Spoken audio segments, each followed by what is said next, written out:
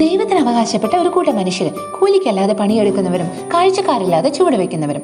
എല്ലായിടത്തും എല്ലാ കാലങ്ങളിലും അങ്ങനെ ഒരു ചെറിയ ഗണം മനുഷ്യരുണ്ടായിരുന്നു.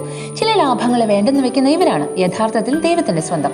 ബ്ലെസഡ് ഹെൻറി വേർജസ് 20-ാം നൂറ്റാണ്ടിലെ ഫ്രാൻസിൽ നിന്നുള്ള റിലീജിയസ് ബ്രദർ.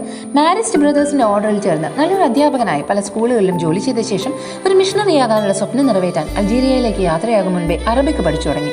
അവിടെ school ഡയറക്ടറായിരിക്കെ in 1976 the Catholic schools and institutions were nationalized and the brothers returned to France. അൾജീരിയയിലെ ആർച്ച് ബിഷപ്പിന്റെ ആവശ്യപ്രകാരം ഹെൻറി മാത്രം അവിടെ തുടർന്നു. As a state secondary school teacher, he lived alone for several years with his strong faith, intense prayer and profound dialogue with his Muslim friends. In 1983, he lost his right to teach and worked in a library there. മരണത്തിന് മുമ്പിലും പ്രശാന്തമായ ജീവിതം തുടർന്നു. Civil war broke out in 1991. Foreigners were threatened to death.